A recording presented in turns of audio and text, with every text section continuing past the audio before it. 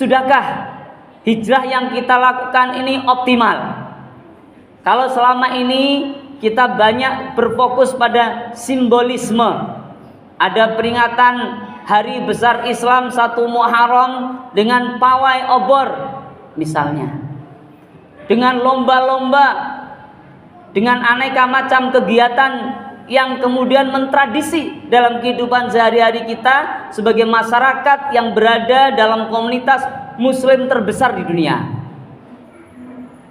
Tidak banyak dari kita yang berfokus kepada hijrah yang diharapkan dalam Al-Quran oleh Allah dan hijrah yang dicontohkan oleh baginda Rasulullah Muhammad Sallallahu Alaihi Wasallam bersama para sahabatnya, hingga dalam kehidupan sehari-hari mereka menunjukkan catatan perubahan kehidupan yang lebih baik, catatan hijrah yang lebih optimal. Lalu ayyuhal hadirun asadanallah, apa kira-kira tanda-tanda kalau hijrah yang kita lakukan ini sudah menuju ke arah yang optimal, sudah melalui peningkatan-peningkatan kualitasnya? Hadirin, dalam berislam kita wajib untuk hijrah menuju kebaikan-kebaikan. Hijrah dalam pandangan Islam bukan hanya secara personal, ayyuhal hadirun, tapi juga dimasyarakatkan kepada anak istri kita dalam keluarga, disampaikan kepada mereka dalam keluarga, kemudian dalam masyarakat kanan kiri kita, sehingga ayyuhal hadirun ada indikator kenaikan kualitas hijrah kita. Yang pertama iman, yang kedua peradaban. Akankah iman itu berhenti pada penikmatan secara personal, maka belum naik kualitas kita. Tapi kalau keimanan itu kemudian sudah menyebar di diri istri kita, di diri anak-anak kita, para sahabat kita, masyarakat kanan kiri kita, maka sebaran keimanan yang luar biasa menguatkan itu akan menghasilkan peradaban-peradaban. Kenapa ayyuhal hadirun? Karena peradaban itu lahir bukan karena kekuatan personal, tapi peradaban lahir karena personal yang hebat dengan kekuatan imannya, kualitas hijrahnya yang meningkat, kemudian mampu menimbulkan keberkahan yang kemudian kita sering sebut dengan peradaban Islam. Setelah peradaban terbangun, maka berikutnya ayyuhal hadirun, tanda kualitas hijrah secara komunalnya adalah tercapainya atau diraihnya kemenangan-kemenangan dalam banyak hal. Kemenangan ekonomi, sudah semakin sedikit rakyat yang miskin. Kemenangan politik, sudah tidak ada lagi negeri-negeri yang dijajah semisal Palestina, Gaza dan yang lainnya. Dan kemenangan-kemenangan lainnya, meningkatkan kesejahteraan hidup dan lain sebagainya. Ayyuhal hadirun as'adakumullah.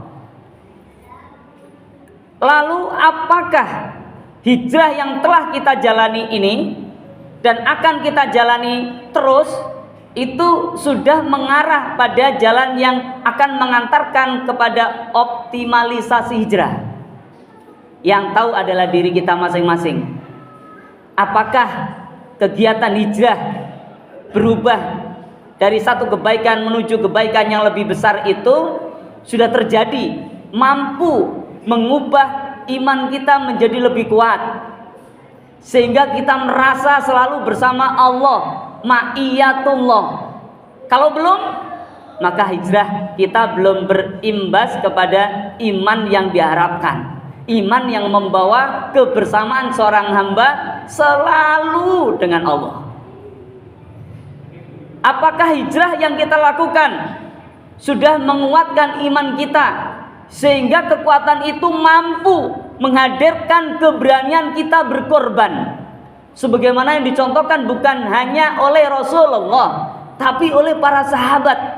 Korbannya bukan hanya korban perasaan, tapi korban material, korban harta, korban jiwa. Kalau dalam hal yang kecil saja kita tidak berani berkorban, infak tidak berani, wakaf tidak berani, berbagi tidak berani, bersedekah masih sayang dengan harta, maka hijrah kita bermasalah. Ayolah hadirun asadakumullah.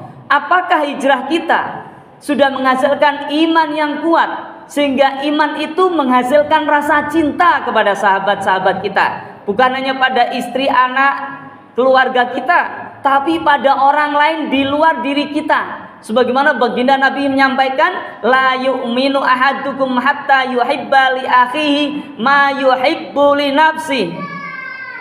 Tidak dianggap iman seorang di antara kalian.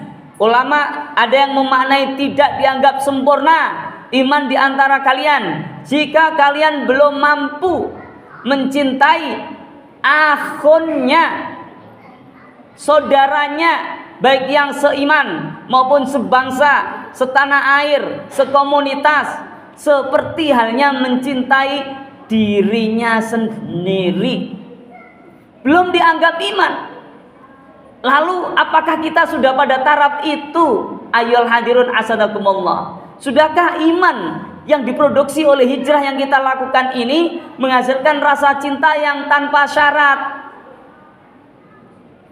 Kita mencintai orang jika orang tersebut membantu kita, satu organisasi dengan kita, satu kelompok status sosialnya dengan kita, bahkan satu agama dengan kita. Apakah kita masih punya syarat-syarat tersebut? Kalau masih ada, maka peningkatan kualitas hijrah kita dalam sisi kenaikan iman masih belum optimal.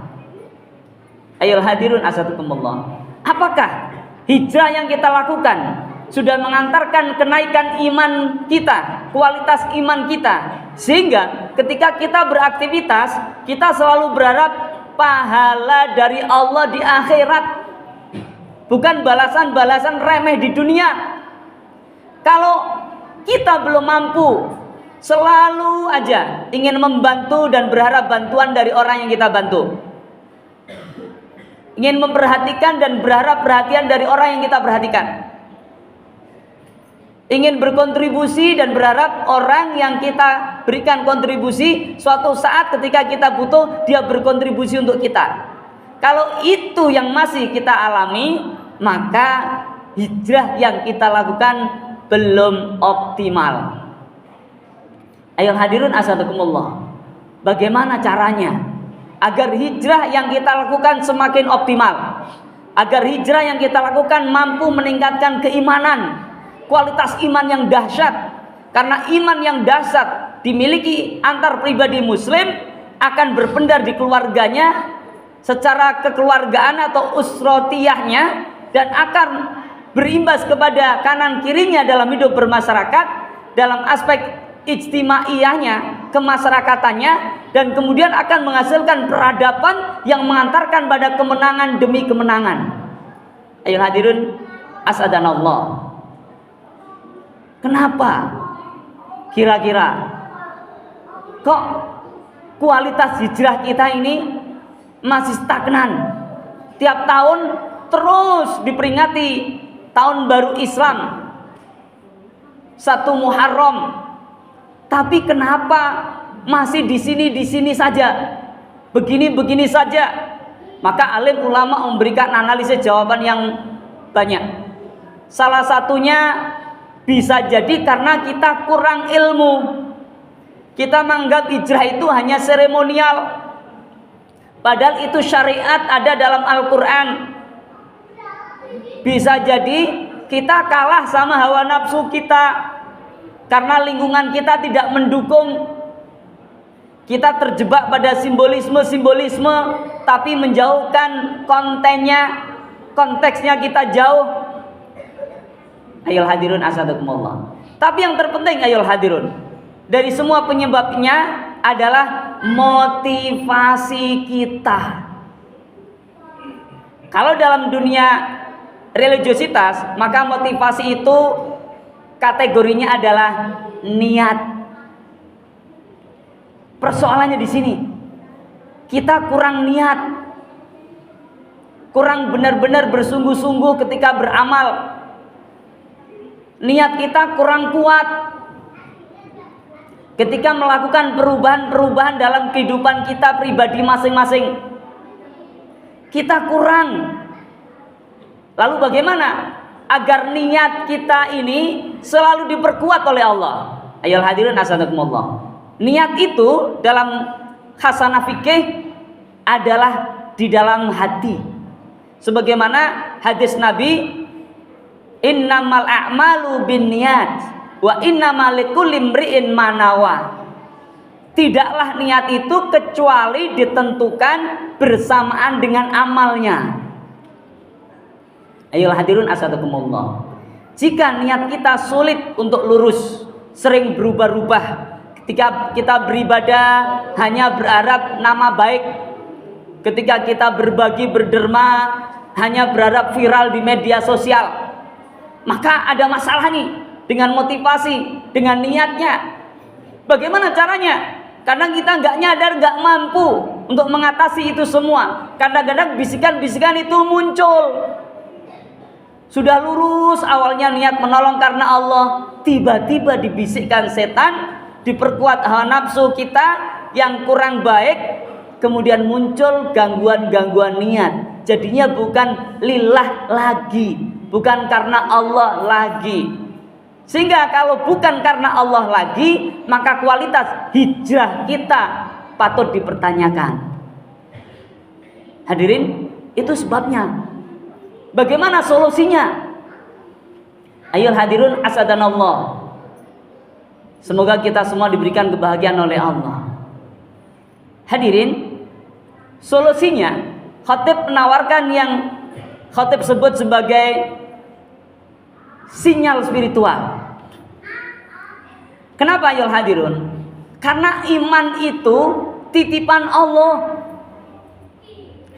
Iman itu bukan kehebatan kita. Ketika kita ukur di dalam diri kita ada iman begitu kuat, itu bukan karena kehebatan kita, bukan karena studi-studi kita, bukan karena status sosial kita, bukan karena amal kebaikan kita yang banyak, tapi iman itu adalah pemberian Allah.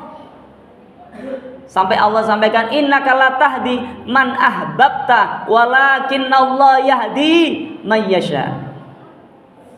Kita nggak bisa ngasih hidayah ke orang untuk beriman, Allah yang ngasih. Hadirin asadakumullah. Kalau sudah tahu demikian, maka yang diminta harus Allah. Jangan sampai kita tidak pernah berdoa dalam kehidupan kita ingin dikuatkan imannya, ingin dinaikkan kualitas imannya. Sampai baginda Nabi mengajarkan dalam hadis yang diriwayatkan oleh Ummu Salamah, ya muqallibal qulub tsabbit qalbi ala dinik. Wahai zat yang membolak-balik hati, teguhkan ya Allah, kuatkan ya Allah hatiku atas agamamu. Maksudnya atas iman yang ada di dalam diri kita. Maksudnya atas karakter baik yang sudah Allah titipkan nempel dalam aktivitas kebiasaan hidup kita. Dan ini perlu kita baca ya hadir. Ya muqallibal qulub, tsabbit qalbi ala dinik. Ya muqallibal qulub, tsabbit qalbi ala dinik. Ketika Rasulullah ditanya, ya Rasulullah, mengapa aku sering mendengar doa itu terucap di lisanmu? Maka Rasul menjelaskan, ketahuilah wahai Ummu Salamah, seluruh hati manusia itu berada di bawah jari jemarinya Allah. Kalau Allah menginginkan kebaikan, mudah sekali baginya, dan pun sebaliknya. Oleh karenanya ayolah hadirun, langkah pertama kita harus minta kepada Allah agar ini menjadi sinyal spiritual kita, agar Allah kuatkan iman Islam kita, bisa jadi tanpa sebab apapun. Karena Allah menguatkan iman, tak bisa mampu tanpa sebab apapun. Ayolah hadirun asadakumullah. Kita harus kuatkan sinyal ini dengan berdoa ya muqallibal qulub tsabbit qalbi ala dinik. Yang kedua ayyuhal hadirun, perkuat cinta kita. Kenapa? Karena baginda Nabi tadi menyampaikan dalam hadis yang khatib sampaikan, la yu'minu ahadukum hatta yuhibba li akhi ma yuhibbu li nafsi. Iman kita dipertanyakan manakala kita belum mampu mencintai entitas di luar tubuh kita seperti mencintai diri kita sendiri. Bagi orang beriman yang ingin hijrahnya berkualitas lewat poin iman yang semakin kuat, maka ayat yang selalu diingat adalah Rabbana ma khalaqta hadza batila subhanaka faqina adzabannar. Ya Rabb, tidak ada yang kau ciptakan, yang kau takdirkan di alam semesta raya ini, termasuk dalam kehidupanku, dalam kehidupan setiap hamba, kecuali semuanya ada manfaatnya, tidak ada yang sia-sia. Kita berinteraksi bersama orang yang mungkin sulit sekali untuk mengerti tentang sopan santun, untuk mengerti tentang bagaimana menghargai. Ingat, dia bermanfaat. Ketika kita tidak mampu mendapatkan manfaat, ada yang bermasalah di hati kita. Bisa jadi kita enggak mengamalkan ya muqallibal qulub tsabbit qalbi ala dinik. Yang kedua tadi ayyuhal hadirun adalah memperkuat cinta. Cinta pada sesama. Buat alasan untuk mencintai sesama. Alasan apapun. Kalau 10 alasan tidak mampu, 1000 pun kita harus cari. Kenapa? Karena dia makhluknya Allah. Allah sangat mencintai seluruh makhluknya Allah. Ayyuhal hadirun asadakumullah. Kalau ini kita mampu lakukan, mencintai sesama tanpa ada syarat apapun, maka sebagaimana Rasulullah lakukan, kualitas iman kita akan semakin baik, akan semakin kuat. Dan yang terakhir ayyuhal hadirun, langkahnya untuk memperkuat sinyal spiritual ini adalah dengan mendoakan. Yang pertama kita berdoa untuk diri kita. Yang kedua kita mencintai untuk orang di luar diri kita. Dan yang ketiga kita doakan untuk orang-orang di luar diri kita. Kenapa? Karena baginda Nabi menyampaikan, ma min abdin muslimin yad'u li akhihi bi dhahril ghaib illa qalal malaku walaka bimithlin. Tidak ada seorang hamba muslim yang mendoakan orang lain tanpa sepengetahuan orang lain tersebut, kecuali malaikat datang kepadanya dan mengatakan walaka bimithlin, kamu juga dapat doa yang sama. Ayyuhal hadirun asadakumullah. Inilah 3 cara yang efektif untuk memperkuat sinyal spiritual kita. Sinyal spiritual tersebut sangat penting untuk meningkatkan kualitas hijrah yang kita lakukan. Insyaallah semoga kita mampu mengamalkannya. Barakallahu li wa lakum bima fihi minal ayati wa dzikril hakim. Wa taqabbalallahu minni wa minkum tilawata innahu huwas samiul alim. Wa qur rabbighfir warham wa anta khairur rahimin.